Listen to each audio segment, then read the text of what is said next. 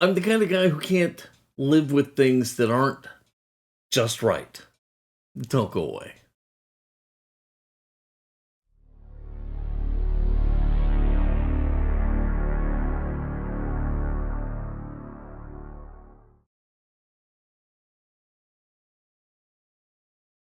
Hello, everybody, and welcome to Fat Guy Productions. I am Paul, coming to you as always from beautiful Las Vegas, Nevada.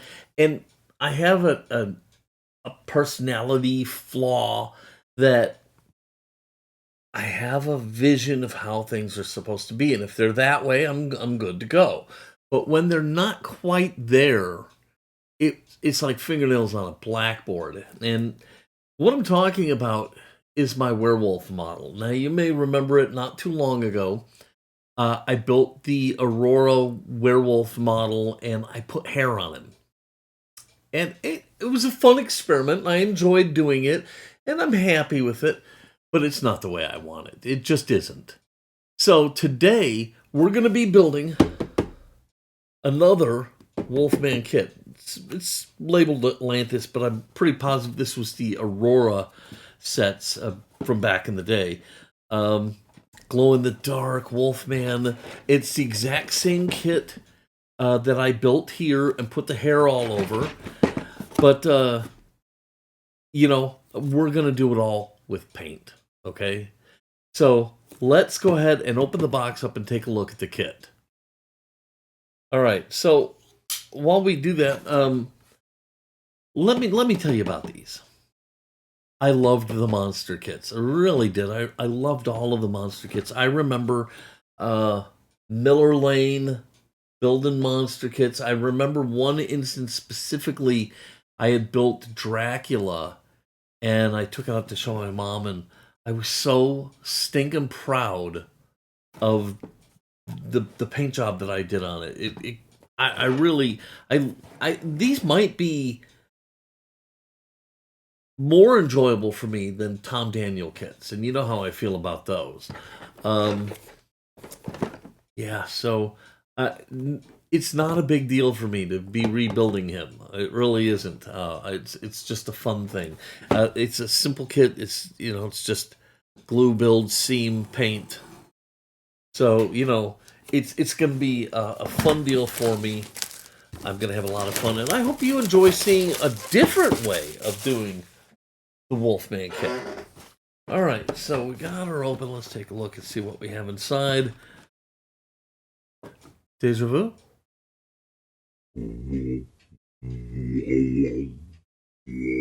Okay, deja vu. Because we did this not too long ago. It was not that long ago. So let's get everything out here because it's really simplified. Oh my gosh. Okay. All right, so here we have the instruction sheet. Let's see. This could be really, really simple stuff. Build the rock base, you build the Wolfman.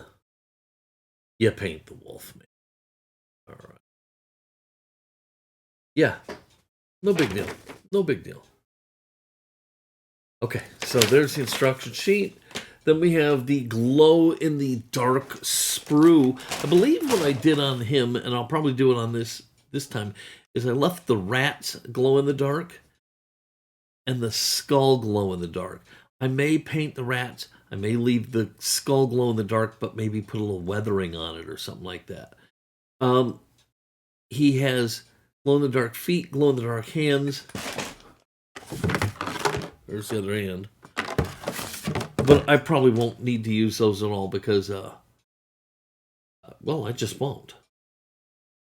Before I finish this, I'm going to look on Cult TV Man Classic. That's where I buy a lot of my model kits. I'm going to look and see if there's a resin sculpt of the head, like I did with the Hunchback, because that could be fun. I don't know. We'll see. We shall see. All right. Not a lot here to show you, and then we can get right into building. Okay, here we got the rock formation, which looks anything but like a rock. Here we have more to the rock formation. It's got the Wolfman's label on it and stuff like that. I wonder what I could do with that. I could probably do something with that. This has got the body, face. There's hands. Black rats, black skull. That black skull is actually cool looking. And this is a new piece that they added on in one of the many remakes. It's a mouth. Okay? In the past, the kit just had an opening for the mouth. This is a little piece you glue back in behind his mouth to give him a mouth. Okay. We can look over here. Here's the other half of hands and rats. And I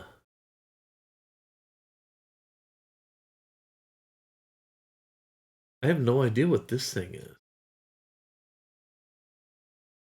Okay. His lower torso.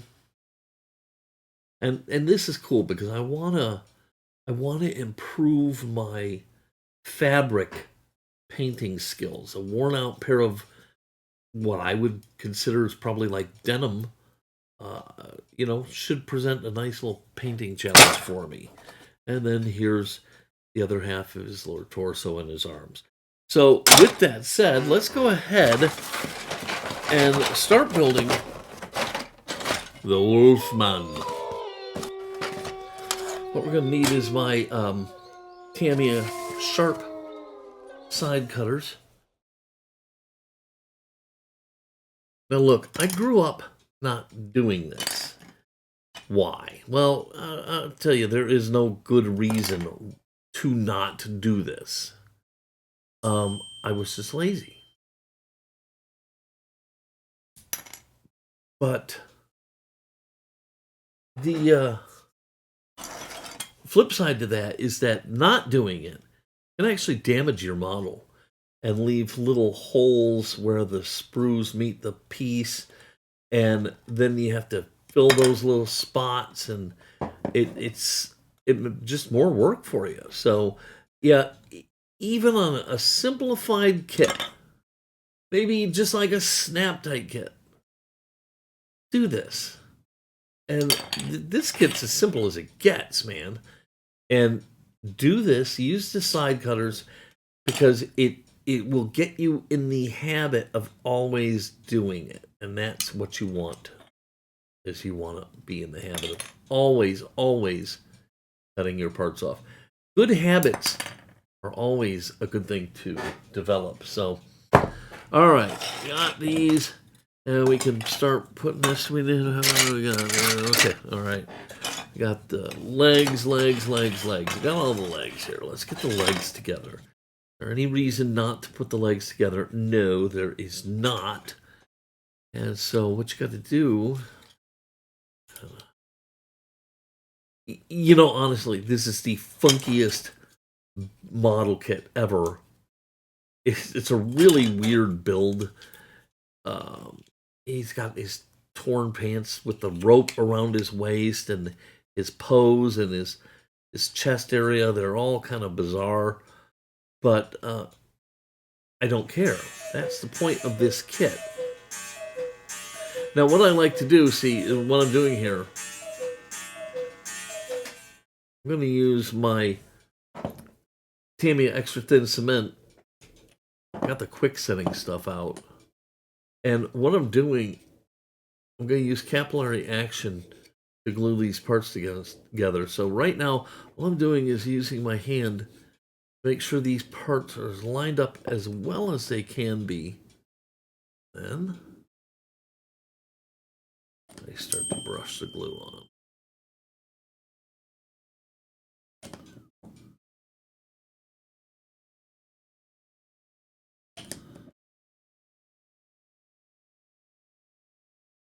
Now, we get so wrapped up in the filling and removing seams and stuff. Well, this is a pair of pants. There's generally a seam right here. So you don't really need to sand that away or fill it or anything like that. Um, I will sand that down a little bit to level it all out and make sure there's not. See, I can feel the tiniest little lip there. I'm going to sand that down, but I don't need to get rid of that seam or this seam.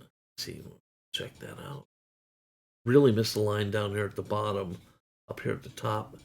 Pretty good.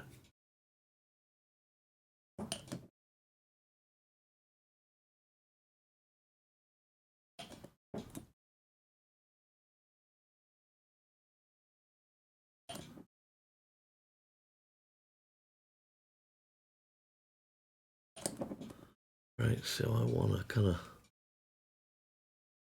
line up the bottom. This, using your sense of feel, allows you to get the parts lined up more accurately, and it's going to save you work in the long run, right? So that's how I do that. I just line everything up and then brush the glue on as neat.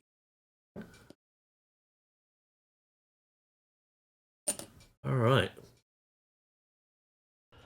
All right, so for dealing with some of the seams in the model kit, I'm going to be using CA glue.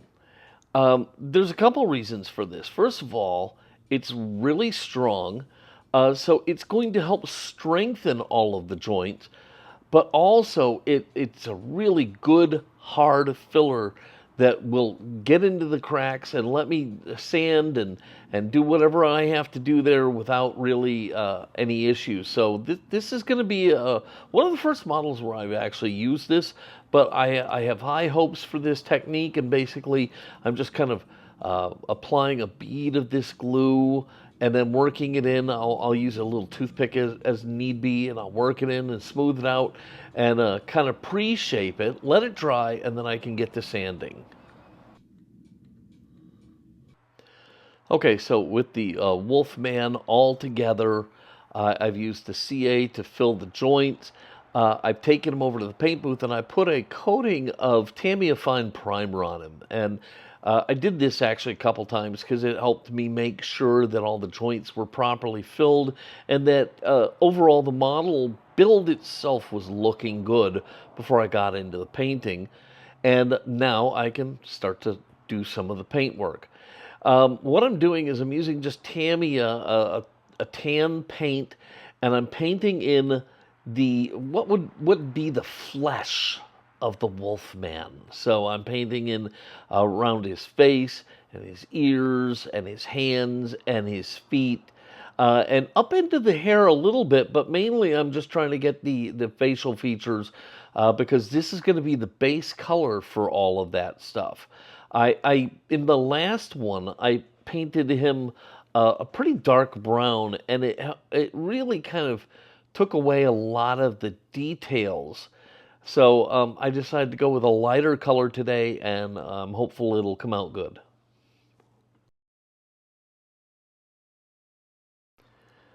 And here you can see the finished light tan paint. And now I will not do any highlighting or anything like that until very late in this, because if I make a mistake and I need to fix it, it would be impossible to color match. But this would be very easy to color match. So I just paint it with this and I'll leave it alone until very late in the process. Now I'm going to block in the eyes with some white. And this is the perfect explanation of why I don't do any detail work on the skin colors.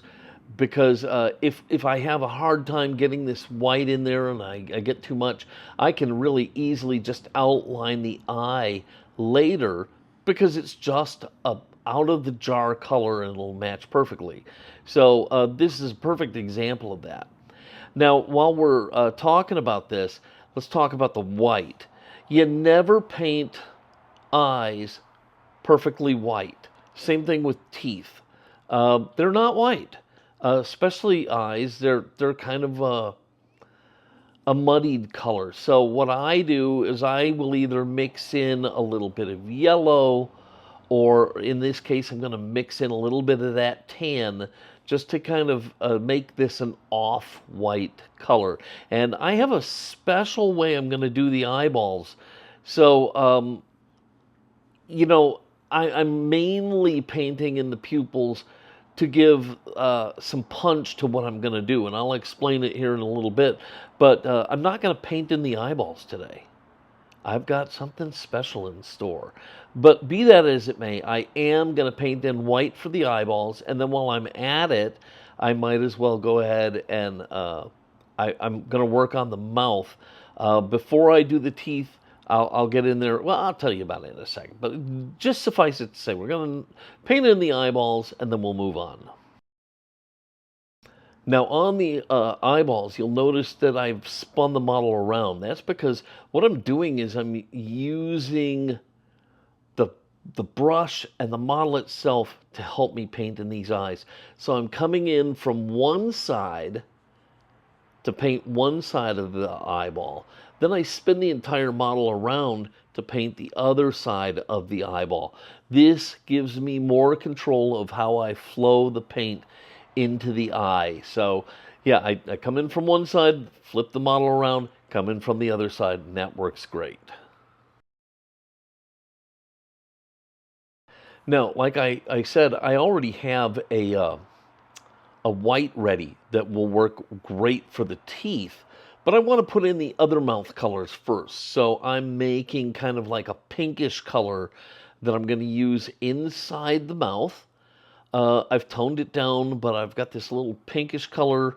And then after I get that in, I'm actually going to paint the werewolf's tongue black. Maybe it should be black. Maybe it shouldn't. I think it's going to look cool, so I'm going to do what I want to do here. And you can do it your way. You can paint it pink, you can paint it black, you can paint it purple for all I care. As long as my brush has black paint on it from painting the tongue, I'm going to go ahead and paint all in the toenails and the fingernails. I'm going to paint all those black too. And don't think I was being a jerk when I said I don't care what color you paint your tongue. I'm just saying that you do you. If you like it, then it's a home run. That's all that really matters. Okay, so with the mouth kind of painted like a pinkish hue and the tongue painted black, I can use some of that dirty white paint that I used for the eyeballs, and I'm just going to paint in the teeth right now. Just make sure I get them all. I don't need to worry too much about the lip yet, because later I'm going to come back after the teeth are painted, and I'm going to paint the lower lip black. But right now I just want to go ahead and get the teeth painted in. So what special thing am I going to do with the eyes? I'm going to use decals. I'm going to use decals. So I painted the base of the eye white to make the decal pop. And now I'm just measuring the eye the best way I can so that I can make a set of wolf eyes for the Wolfman. And then I'm going to make decals and I'm going to put them on the model. And I've never done this before, and I hope it comes out really, really amazing. Okay, so I've gone ahead and I've measured the model, and I roughly know the size of the eyeball, and now I kind of have an idea in my head of what I want the eyeball to like. So I'm going and doing a Google search for, well, wolf eyes. And when I find a set or one, because I can flip it, when I find that, then I will get them scaled out and printed as decals that I'm going to try to use on this model, and hopefully it'll work. I told you I was going to do something new. You'd think I would have learned after the hair event, but I'm stupid like that. But so, hey, this is how it's going to be. All right, so I've made the file. I used Photoshop for this because it's a photorealistic eyeball. And so I used Photoshop, and I scaled it, and I made a pair, and then I actually made several sets. I made bigger ones and smaller ones so that I could find what would fit the best. And I'm over here on my RIP software for my iColor printer, and I'm getting ready to send the job over. And now with the job sent to the printer, out comes 2 pages. I actually printed two, a plain paper one and a decal sheet. That way I could cut out of the plain paper one and kind of experiment and figure out which eyeball would fit the best. So I just took a little piece of the paper one, I cut it out, trimmed it right up to the edges, and I'm just kind of setting it onto the Wolfman's head to see how it fits. And I'm getting really excited because this is looking pretty cool. So I'm just doing this right now to see what eyeball will fit best before I lay in the decal. Okay, so I found the pair that I like. Now I'm going to cut out the set from the decal sheet, and I'll trim them really, really close, okay? And then I'm going to go ahead and water slide these onto the eyeballs. And that's why I painted the backs white, because I wanted to make sure that I didn't lose anything in the translation here by putting it on like a tan. I could have put a white backing to the decal, but I didn't really need to here, so this is just the path I'm going to take. Now, let's cross our fingers that this works and comes out as cool as I'm hoping it will. All right, so with the decals cut out, I just dip them into water. I'll put a little dab of water in the eye socket to make sure I can float the decal in where it has to go. And then I'll get the decal laid in there. Now, I'm going to need to use some solvent because the decal, the model actually has a lot of detail in the eye socket, and the decal needs to be able to conform to that. But what I'm going to do is I'm just going to kind of get the decal in there first. Once I get it in there and it kind of settles in and starts to somewhat dry, then I can use some setting solution to really make it to take shape of the eyeball. But I'm not going to rush this part because this is where the rubber meets the road. And if I'm going to have success here, it's all going to come from how I apply these decals. So they have to be in the right place, they have to be the right size, and they really have to take the shape of the model's eye.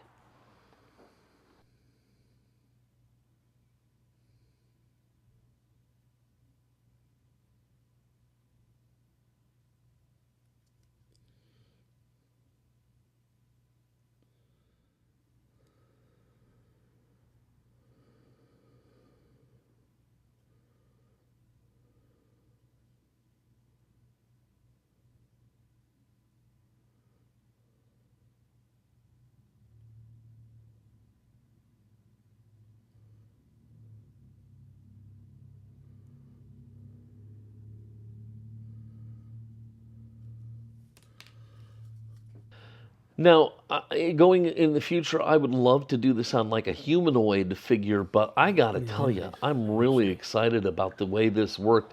This looks great, and this could be a real viable option for somebody who struggles to paint eyeballs. I can paint eyeballs, but I wanted to try something different. Look at that. It looks fantastic.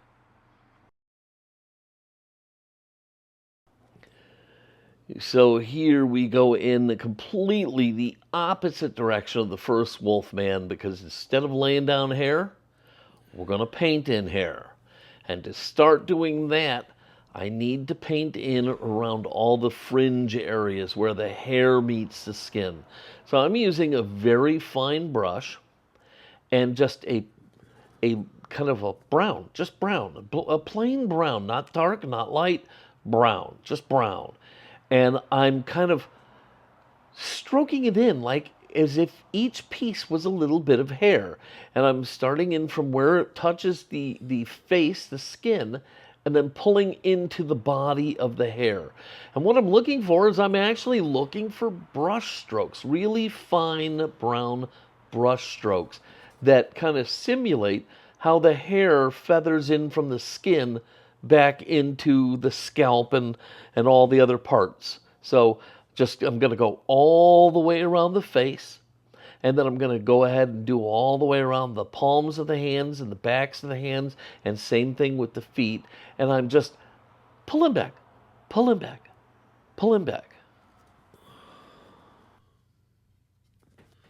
So once I have feathered in the hairline all around on the head and the hands and the feet, I can switch to a bigger brush and just kind of roughly paint in his entire hairy body and lower legs. I don't need to be too careful because gaps in the paint will just offer more opportunity for highlights in the hair. So I'm just kind of making him brown overall. Okay, I'm not too concerned about it. I'm just making him brown.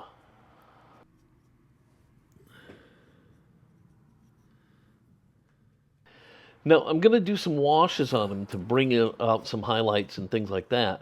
But because I'm going to want to do that to the pants as well, I might as well get the base color of the pants on, and they look like they would be denim to me. So I'm going to make them denim. Now I got to tell you that clothing is an area that I have always been dissatisfied with myself. I don't feel like the clothes that I paint look like cloth.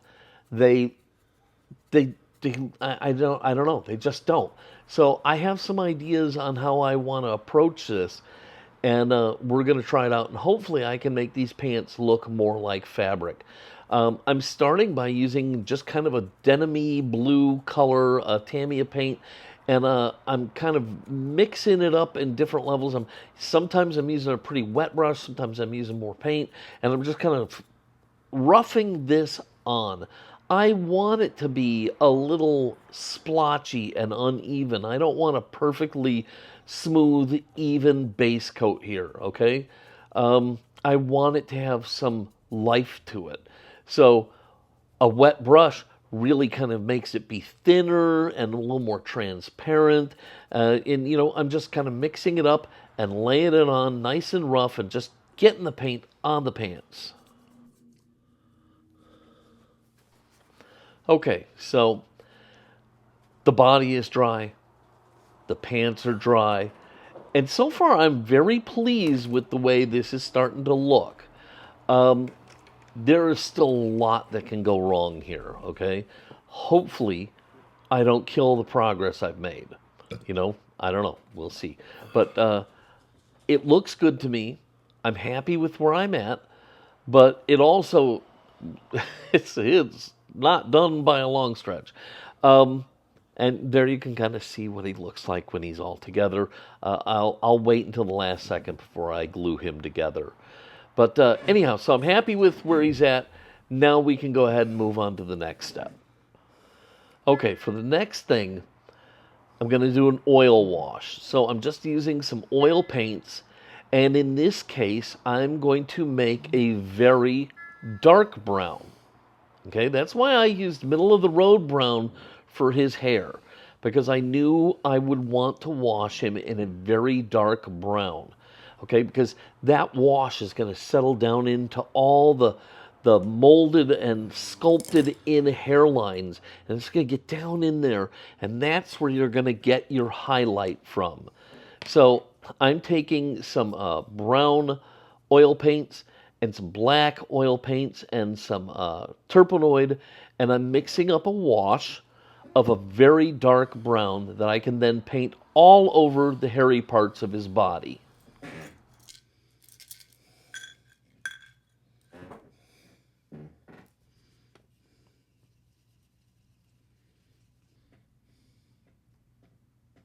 Okay, so for the wash, I can use a fairly big brush and lay it on the fast and furious. I got to be a little careful around all the hairlines. I do want to get up right at the hairlines, but I don't want to get messy there because that'll show. So I do need to be careful there. But for the rest of the model, all over the hair, I can just really kind of lay the oil paint wash on pretty quickly. And here I want to get complete coverage. I want to cover every inch of the hair. I don't want to have any bald spots at this point.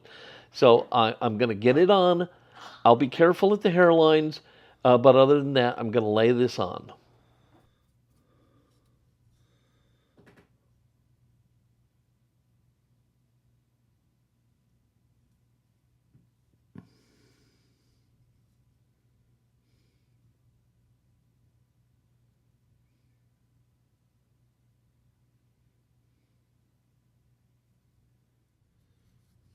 Now you can see clearly just how dark that oil wash is. Okay, I told you it was going to be really dark because I need the contrast between the brown I painted him with and this wash. So this is really as dark a brown as you can get and still be able to discern that it's brown and not black.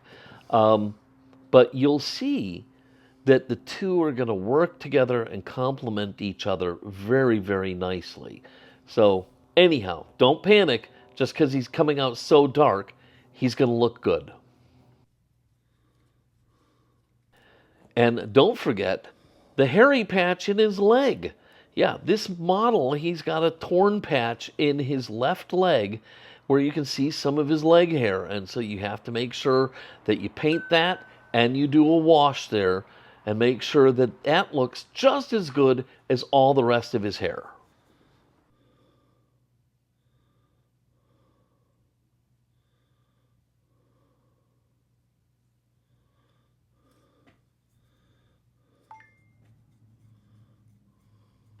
And don't forget his cute little tootsies. We got to make sure they get treated just the same way, being careful at the hairline and making sure you get all of the fur, every bit of it, all the way up into the leg slots.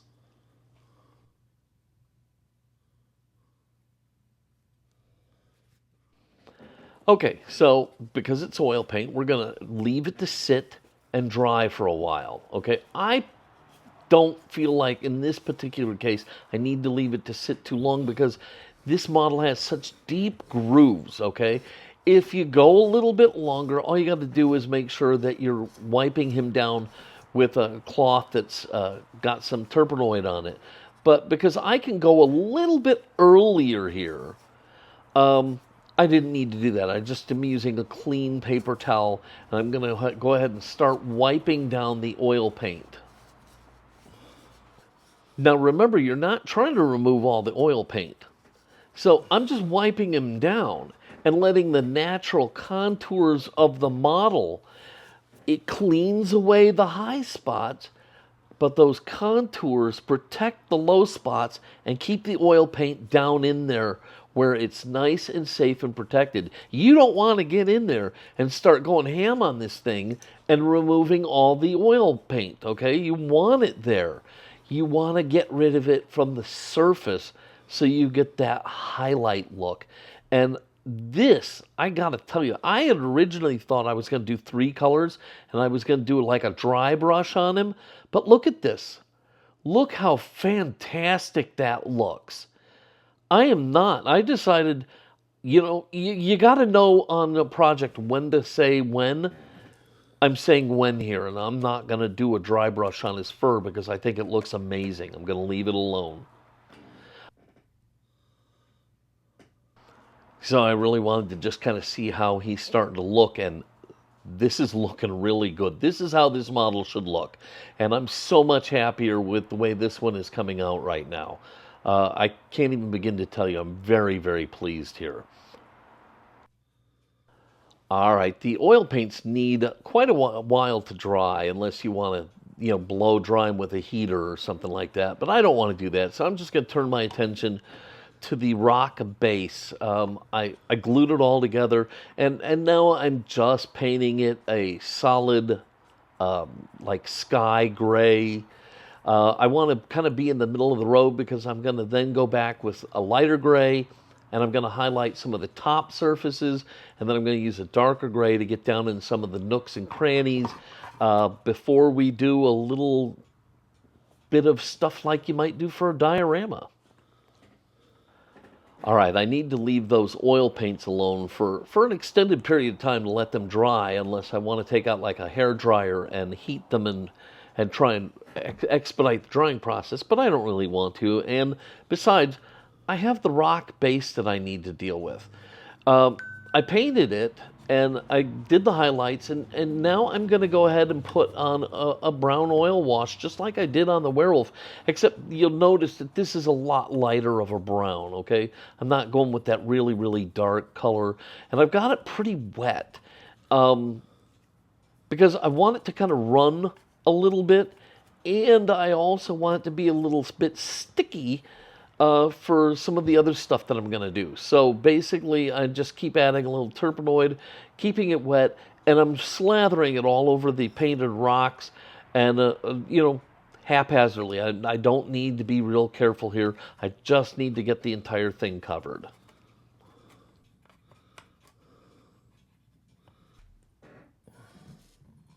So I have a bunch of sand and gravel that I've sifted down to a pretty fine mix, and I'm just sprinkling some of that in down into the lower areas, just getting it in there, um, you know, filling it in and adding something, an element that brings more realism to this base. Because let's face it, the base is really chintzy looking, okay? And if you don't do this, it's just gonna stay chintzy looking. This is the only way to get the base to look better, is you're gonna have to put in a little bit more work than you might think you would need to. So I'm just sprinkling some of this in. The wash is still wet. That's gonna help lock it in. I'm gonna do some other things later to make sure everything is locked together. But for right now, this is gonna just all sprinkle on and hold together.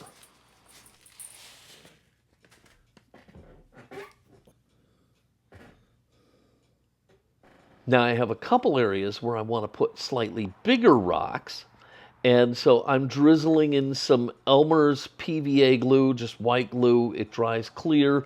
I can just drizzle it into some of the nooks and crannies and then sprinkle in some of these bigger rocks to kind of transition from almost like a sandy type finish to these bigger rocks to the biggest rocks that are the molded plastic parts.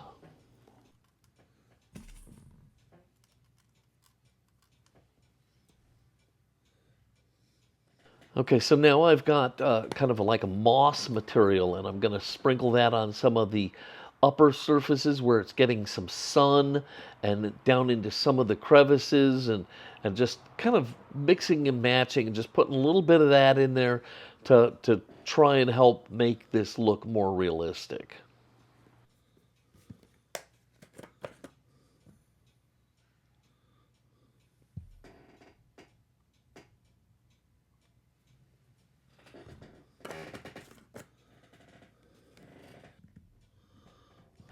So once I have all the different pieces of vegetation and vines and leaves and moss and rocks and everything, I want to kind of lock all this together. I'm using a self-made mixture um, of a scene glue, and it's a combination of water and some like Mod Podge type products and some alcohol, so it'll flow really nicely, dry clear, but will lock everything together. So I can just pretty much kind of go around and dump this all over the surface of the base and let it just do its thing, and it's going to lock everything together for me and keep it all nice. Now I'm only going to use one element of the glow-in-the-dark feature, and that is this skull. But if you just take the skull and glue it together and stick it on there, it looks terrible. So I've taken the skull, I've glued the halves together, and yes, I sanded the seam down. And then I sanded the entire skull so it would have a consistent kind of scuffed, uh, soft texture all the way around. And that worked out really, really well. And it should still glow, okay? It should still glow. And now I'm just using some powder to weather it. And for powders, instead of buying expensive modeling powders, I just went to like Hobby Lobby and bought a thing of pastel chalks, and I scrape them with my X-Acto knife to leave a bunch of little powder that I can then scoop up on my paintbrush, and I can paint it on to whatever I want, and it works really fantastic. So I've done that to the skull. I've weathered him up. I've sanded him up. I've made him look really cool, and the finishing touch is going to be a little bit of brown panel liner. That way I can line out around the jaw and the teeth just to give them a little bit of emphasis. Okay, so I've painted up and detailed the rats. I've got my skull, and basically I can now glue those on to my dried base for the finishing touches. And I gotta say, the base really came out awesome. I'm super pleased with this. I think it looks fantastic. So anyhow, on goes the glow-in-the-dark skull. And you know what I should have done? I should have used the glow-in-the-dark rats, painted them, but left the eyes unpainted so they would glow. That's what I should have done, but I didn't. Anyhow, so we'll glue everything on here, and we can call the base part done.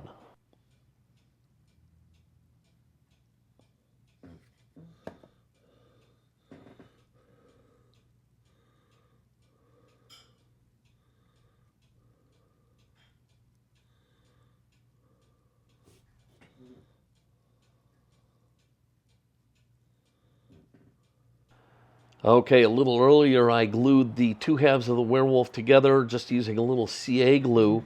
He's nice and dry, the base is nice and dry, and I can glue him onto the base. Now, I also used those pastel chalks, and I rubbed them all over the pants, and they came out amazing. I did a little dry brushing where the molded in thin spots are, so it would look like threads were showing. But it was really the pastel chalks that took the pants over the top and made them look super authentic looking. Here's a quick picture of what that looks like. I gotta say, I'm head over heels with how the pants came out.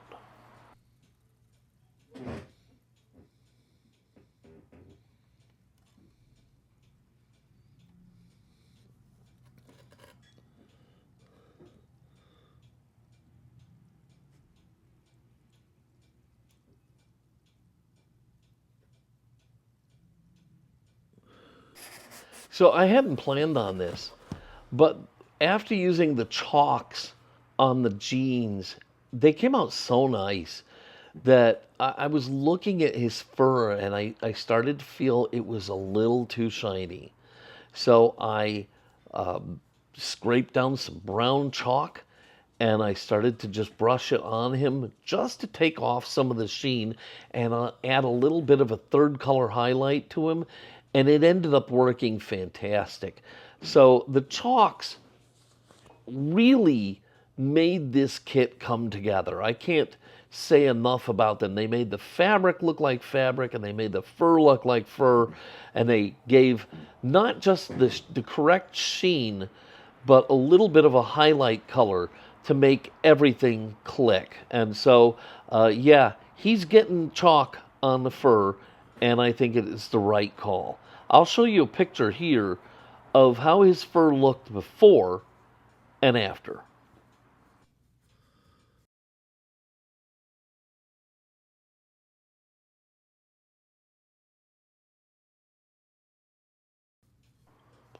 I think we can all agree he was way too shiny before the chalks. After the chalks, he's just about perfect.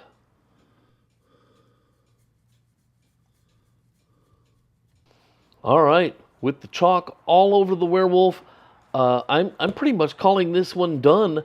I'm very thrilled with how it came out. It is absolutely a million times better than the original wolf model I did with the real hair. I still think the real hair thing was kind of a fun concept, but it just didn't really work out. And maybe someday somebody will find a way to do it better. But for me, this is the thing right here. This is it. Let's take a look and see what we've done.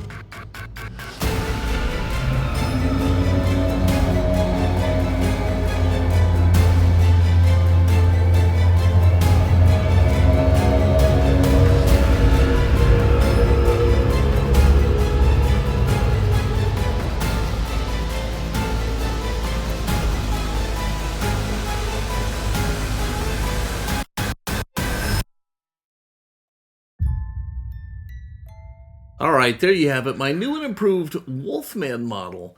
And I'm going to be absolutely honest with you, it's a million times better than the original one that I did with the hair. Now, look, I don't lament doing the first one with the hair. I think experimentation drives us all to do better. So I'm really glad I did that. And there might be people out there who can pull that off. From what I understand, there are people who don't do hair replacement on dolls. And maybe I should have studied up on that. Um, it came out fine. Let's just say that. But this painted version came out better than fine. And I think I was driven a little bit by my lack of enthusiasm for the first version. And I really wanted to just crush this one. And I think I did. I'd love to hear what you think about it. So put it down in the comments below. All right. I hope you really enjoyed this Wolfman model build. If you did, please give it a giant thumbs up, click subscribe, and don't forget to click the notification bell so you never miss one of my videos. As I ask you, if you have any thoughts or comments on this Wolfman or the last one, please put them down below. I love to hear from you guys. All right, it is a beautiful overcast day here in Vegas. I'm going to go and enjoy the rest of my day. I hope wherever you're at, you're having a fantastic day as well. Until next time, this is Paul from Fat Guy Productions saying, be good.